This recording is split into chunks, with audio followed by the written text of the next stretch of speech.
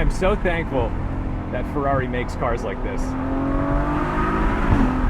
What a sound. Welcome back, I'm Tedward, and today we're driving the Ferrari GTC4Lusso. I've been driving this car for the last few days, and despite its horrific fuel economy with this thirsty 6.3 liter V12, this is a phenomenal and practical daily driver. We've got a two-door, four-seat shooting brake design, so you can put stuff in the trunk. You could literally do all of the chores. It's all-wheel drive. It's got a 680 horsepower naturally aspirated V12 that can be traced back to the Enzo, and you can also find this V12 in the 599 GTB. So this is a really incredible screamer to mate to a 7-speed dual clutch transmission. But it does have a few other tricks up its sleeves. This is a very odd car mechanically. Although it's primarily rear-wheel drive bias, it does have an all-wheel drive system, the 4RM Evo system. So it actually has a transaxle in the back, so that 7-speed DCT out in the back. And then up front, there's the PTU, which is essentially a transmission just for the front wheels. It has 2 forward gears and 1 reverse. It also has 4-wheel steering, so these rear wheels do turn, and that makes a pretty significant impact on a car with such a long wheelbase. Because if you're looking at this, of course it's going to handle very well at speed with such distance between the front and rear axle, but it also handles very tight and nimbly because that's a weird thing to say, because the rear wheel steering allows it to really tuck in that rear axle. But here's the best part. I think this is one of the best looking Ferraris I've ever seen, and I've seen magazines critique this for being ugly. How could you hate a shooting brake design? I do think the FF was actually a prettier car. That's subjective, so don't take too much weight on that. That's just my opinion, but obviously this is the better mechanical car. Under here, we've got our fix and go air flat thing, so if you do get a flat tire, you can get yourself moving, and just a few tools and fuses, so nothing crazy back here. Now, there isn't that much room back here. It's not a massive storage space, but I do think you could fit quite a few bags back here, and you could do a weekend getaway. This is much better than the frunk of our typical supercars with a mid-engine design. And on the back of the hatch, we have all of our options listed, so you know what you're getting when you buy the car. It's funny to see Apple CarPlay so prominently displayed. I think it was a $4,000 option, but the real expensive option is the panoramic roof, because this roof is glass. So if we take a look from the inside, it's a little easier to see. We'll unlock this front door. We got that classic Ferrari beep. It's always odd. I feel like this door should open wider, and every time I open the door, I feel myself feeling like I'm at the stop. Kind of an odd thing, but that's fine. When we come in here, see this glass roof? That was a $20,000 option. That's crazy. That's a car. That's a nice Civic. But then we have all this room in the back, and you can genuinely fit 2 adults back here. Let's have a seat. Oh, how luxurious. And I think the roof does a good job of taking away any claustrophobia that you might have back here, but we do have nice big quarter window glass, so that's great. And of course, we've got to have some charging stations for our phones. Everything is wrapped in leather. I mean, this is just Ferrari excellence. Oh, everything you expect, no expenses spared. This is a heavily spec'd car. Here's what you really want to see though, is under the hood. Exactly what you want to see. We have a front mid mounted V12.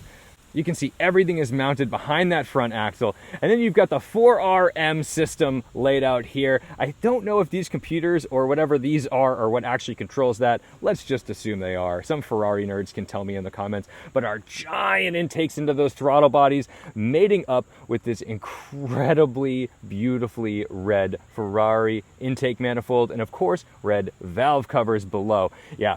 This is very cool for your daily driver, but don't get too excited because it only gets about 13 miles per gallon combined. So you are going to be stopping for fuel quite often, which brings me to the alternative car, which I will hopefully drive someday, the GTC4Lusso T, which is a twin turbo V8. The Lusso T does not have all-wheel drive, so you drop a bit of weight from lobbing off 2 cylinders and that front transmission and axle, and it simply powers the rear wheels. But today, we've got the big boy, we've got the V12. Let's go take it for a ride and make it sing. Start it up, foot on brake, engine start stop button on this beautiful steering wheel. She fires right to life, starts giving us information about our temperatures and all this good stuff. That check engine light's gonna go off in just a second. It's a Ferrari thing you just wouldn't understand. That's what I'm learning, at least, is that they try to freak you out in the first like 15 seconds, and then, oh, there it goes. The 458 did the exact same thing. The problem with this car is that everything is an option. Even this yellow tachometer is something you have to pay for. You've got to pay for that to be yellow. Every detail in this car costs money, including this. We can turn on this touchscreen display. I believe this is another $6,000 or $8,000 option. Who cares at that point? You're spending a lot of money. And that's going to give you all kinds of crazy information about the car as you're driving it, because you can get your tachometer up there. So if I rev the car, you're actually giving that information to the passenger. Have a listen to that menacing exhaust. The idle on this car is just phenomenal. Oh. All right, let's get out there, make a little noise. Just like my M3, when you close the door, you get the little butler here that pulls the seatbelt out for you so you don't have to reach too far, and then tucks right back away. It seems to still work, unlike my BMW. Pull the paddle to get into first, and another trick, it has auto start stop. It's very annoying, so we're gonna hit the auto start stop button up here to make sure it's not gonna cut the engine on us, because it does take a little while to start back up. I'm usually not a fan of auto start stop anyway, but this one actually feels dangerous, because if you come to an intersection, you've gotta go, the car has cut the power, it's gotta restart. It does take a second to get rolling. It's not an immediate thing. Your steering wheel has all the action. So you've got your Manatino for sport, comfort, wet, snow mode, all that good stuff, but it's also where your blinkers are gonna be found.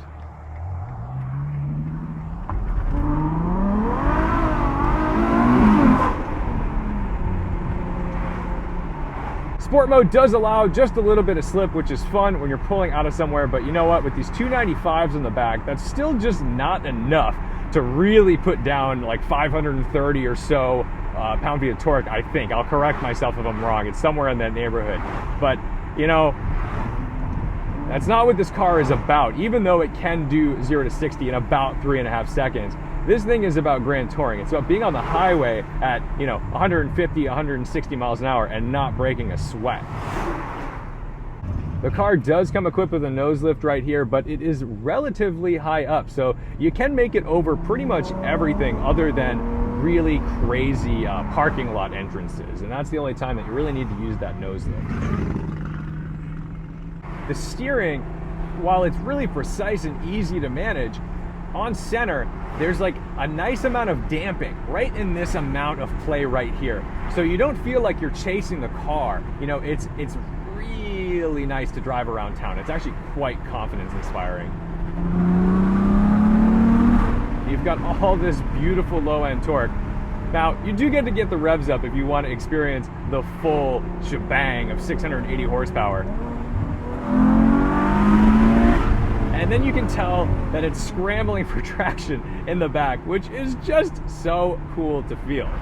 But the fact that this doesn't really look like a supercar, but it behaves like this, is so insane.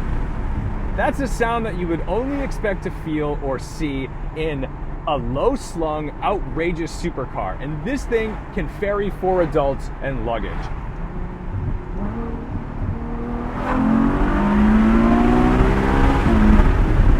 That's just next level stuff. I am so thankful that Ferrari makes cars like this. What a sound. Oh my goodness, what a sound. It's amazing too, because this is a very racy steering wheel. You get the shift lights that come up. I mean, you get every bit of what you pay for if you bought this new, even if the depreciation was steep. What a thing. The carbon ceramic brakes, of course, well powered, but not outrageous to apply. I thought this car might be cumbersome in traffic because sometimes these brakes are so intense. This isn't.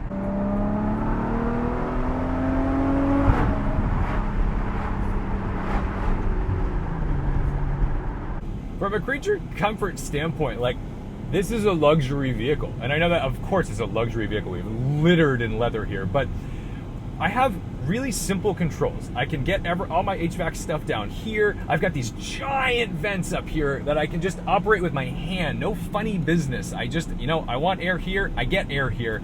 I get what I want when I want it. I don't have to hunt for things. I think the only thing that I really had to hunt for was that auto start stop thing up here. But once I found it, life is okay. Approaching a railroad crossing. Hey, thanks Apple CarPlay. That's nice. The fact that we're not in a red prancing horse, that we're not in a 458 or a 488, I don't look like a jerk. I look like a gentleman. And everybody stopped. Like, everywhere I go, someone asks me about this car, because I think they're a little confused. They see the Ferrari, and then they go, wait a minute, what is this? They've never seen one. Because I don't know why. Nobody bought these. If I were, buying a daily driver, if I had Urus money, why would anybody buy something other than this or an FF? I am baffled that these didn't just fly off the shelves and everybody's clamoring for them, because this is the perfect daily driver for somebody who loves cars and can burn like $300,000 or $400,000. I'm not that person. I would like to be that person. Let's get it out to the highway where she's really gonna shine, because that's the point of the Lusso, is to cover distances. It's incredible.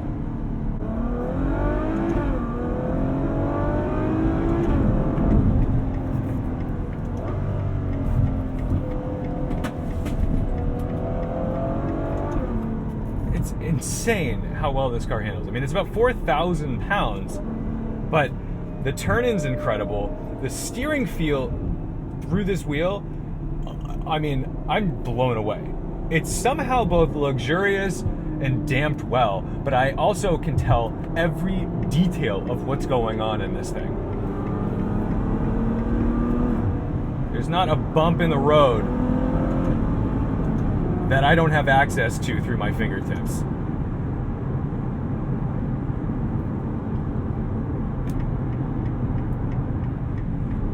I'm really digging the wheel-mounted directionals, just because it took me a little while not to hit the stock, not to go for it over here. But after a while, you realize, I can keep my hands at 10 and 2 at all times. I don't have to reach for anything but the paddles, and the paddles are right at my fingertips. They're perfectly spaced. And here we are on the highway, 77 miles per hour at 2,200 RPM. I mean, this thing's clearly geared for 200 plus miles per hour.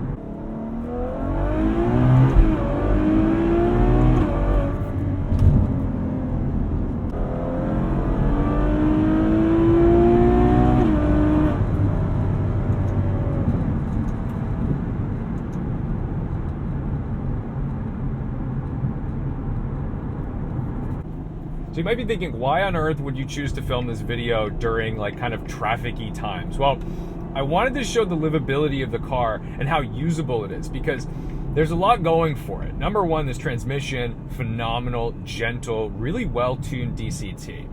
Number two, the engine, just, what a peach. What a joy to be able to use this in a car that's somewhat practical.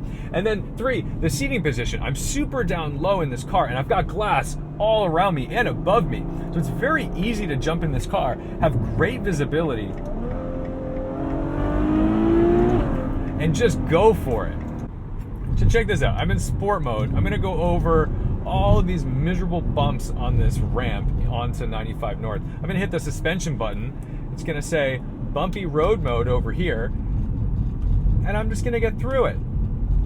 No big deal. This is softer and more relaxing than my M3, and I'm in a Ferrari. I'd say the only major issue with this car is just that it's geared so tall that you've got to go fast to really ring it out. And back in the day, you get yourself an E46 M3, rip through 3 gears, and still be somewhat legal, although that's beautiful. Good job. I think this car is meant for people who just can't make a decision. Either you have 30 cars and this is just one of them and it's what you drive on a daily basis, or you're somebody who's well, I really want a V12, I really want an Italian car, and I love Ferraris, I want a supercar, but, and it's that but, I need to fit stuff, I need to be able to bring people in the car, I don't have room for other cars where I live. Well, the GTC4Lusso is like this bizarre compromise that you almost lose nothing in the process of. So there you have it. I'm gonna go sit in traffic in a luxurious, practical V12 680 horsepower Ferrari. Thank you so much for watching, liking, commenting, and subscribing. Thank you to Garage42 in Wrenscott and Woburn, Massachusetts for an opportunity to spend a few days with the Lusso. And thank the Patreon supporters for making this content possible with whatever contribution you can offer. $1 a month, $5 a month, $10 a month, whatever.